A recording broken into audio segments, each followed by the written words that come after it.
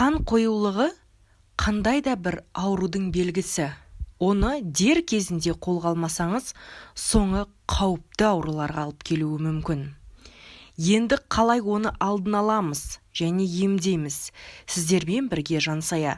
Мені қолдап, арнама тіркеле кетіңіз. Рахмет. Қанның қоюлығы қандай да бір қауіптің белгісі. Егер оны қолға алмасаңыз, түрлі адам сенгісіз ауруларға алып келеді.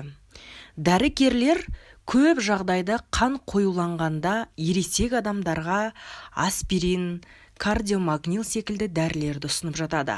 Бұл дәрілерді 3 күннен артық қолдану асқазан ішек жолдарына аса қауіпті. Қан өте қою болса, капилларға енуі қиын болады. Бұл оттегінің жетіспеуі анемияға келеді. Солай инсульт пайда болады. Яғни, біз сол үшінде алғашқы белгілер бастала салысымен дәрігерге қаралып, өзіңіздің денсаулығыңызды қолға алғаныңыз жөн. Біздің ағзадағы қан құрамы аса маңызды. Қан қоюланса, оны жай қалдыруға болмайды. Жоғарыдағы аурулармен қоса варикоз, тромбоз секілді ауруларға алып келуі мүмкін. Қуанатыны, бұл жағдайларды, яғни қанның қоюлығын өз қалпына келтіруге болады. Сізде қандай да бір, яғни ағзаңызда өзгеріс басталса, бірден дәрігерге қаралып, өзіңіздің рационыңызға аса қатты мән беріп, қан, яғни анализдер тапсырып, жағдайды қолға алуыңыз қажет. Жарайды.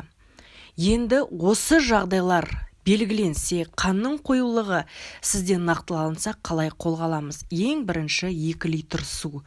Күніне бір қалыпты аз-аздан осы суды ішуіңіз қажет. Және ескертетін жағдай, суды жатар алдын ішуге болмайды. Екінші, шылым. Егер сіз шылым шегетін болсаңыз, дереу бас тартыңыз. Себебі ол қанның құрамын бұзады.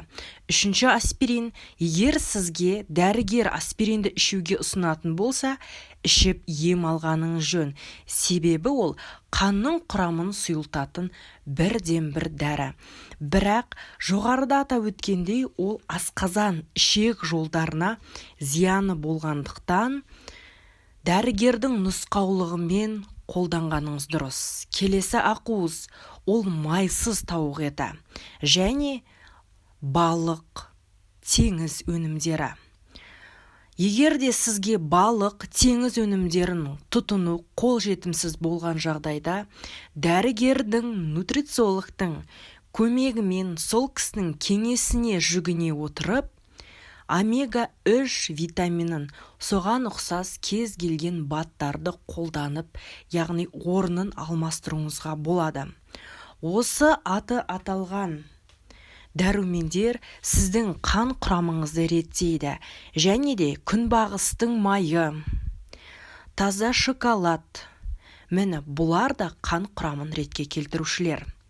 Және де өзіңіздің ішетін тағамыңызға мән беріңіз, және бананнан, қарақұмық, яғни гречкадан, қырыққабаттан бас тартқаныңыз жөн. Себебі осы аты аталған тағамдар қан аса қатты қойы болып тұрған кезде денсаулыққа аса қауіпті болып саналады. Егер де дәрігерге қан тапсырып, қанның қоюлығы расталатын болса, тек қана дәрумендерге толы, қанның құрамын сұйылтатын түрлі дәрумендерді қолданғаныңыз жөн.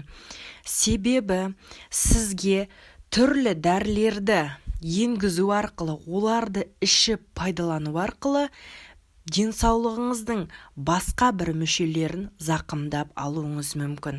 Адам ағзасындағы ең маңызды органдардың бірі бұл жүрек.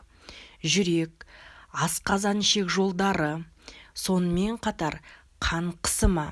Егер де қан құрамы бұзылған жағдайда, қан қысымына да өзгеріс алып келеді, және қан қоюланғанда ұсақ тамырларда қан айналымы дұрыс болмай, сіздің бүйрегіңізге де зиян келуі мүмкін.